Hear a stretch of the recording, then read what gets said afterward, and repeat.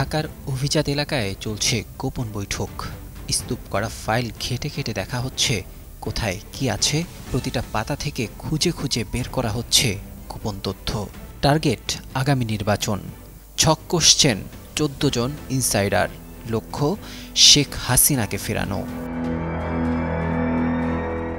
গত ১৫ বছরে শেখ হাসিনা তার নিজস্ব লোকবল দিয়ে সাজিয়ে গুছিয়ে রেখেছেন দেশের প্রতিটি খাত। আয়া বুয়া থেকে শুরু করে উচ্চপদস্থ কর্মকর্তা সবাই যেন শেখ হাসিনার আস্থাভাজন লোকজন। এত সহজে এদের দমানো যাবে না, এটাই তো স্বাভাবিক। আর তাই তো শেখ হাসিনাও বর্ডারের ওপারে বসে গুনছেন দিনক্ষণ। এবার বেরিয়ে এসেছে আরও ভয়াবহ তথ্য। আগামী নির্বাচনেই যেন শেখ হাসিনাকে ফিরিয়ে আনা যায়, সেই লক্ষ্যে একযোগে কাজ করছেন ১৪ জন ইনসাইডার, যাদের মধ্যে কিছু লোক ইতিমধ্যে অন্তর্বর্তী সরকারেও অন্তর্ভুক্ত হয়েছেন এবং খুবই সাবধানতার সাথে চালছেন তাদের চাল, খুবই ধীরলয়ে। সম্প্রতি আল জাজিরার অনুসন্ধানী সাংবাদিক জুলকারনাইন সায়ের তার এক ফেসবুক পোস্টে লেখেন, অন্তর্বর্তীকালীন সরকারের কেন্দ্রস্থলে অবস্থিত কতিপয় উপদেষ্টা যারা অত্যন্ত দুরভিসন্ধিমূলক উদ্দেশ্য নিয়ে সরকারে প্রবেশ করেছে, তারা কিছুতেই সাধারণ নির্বাচনের মাধ্যমে দেশে একটি রাজনৈতিক সরকার যেন ক্ষমতায় আসতে না পারে সেই লক্ষ্যে কাজ করে চলছে। এই চক্র বাংলাদেশ সেনাবাহিনীর ভিতরও অস্থিরতা সৃষ্টির চেষ্টা করছে।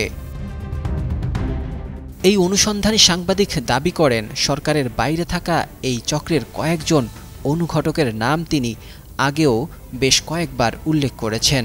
যদি অনতিবিলম্বে এদের বিষয়ে যথাযথ ব্যবস্থা গ্রহণ না করা হয় তাহলে বাংলাদেশের সার্বভৌমত্ব হুমকির সম্মুখীন হবে বলেও শঙ্কা প্রকাশ করেন তিনি। এই চক্রের সদস্যরা প্রধান উপদেষ্টাকে নেতিবাচকভাবে প্রভাবিত করছেন। যথাসময়ে নির্বাচন অনুষ্ঠিত না হলে ডক্টর ইউনূসও সম্ভবত তার পদটি ত্যাগ করবেন, আর সেই সুযোগে তার পদটি বাগিয়ে নিতে সচেষ্ট রয়েছে ওই চক্র।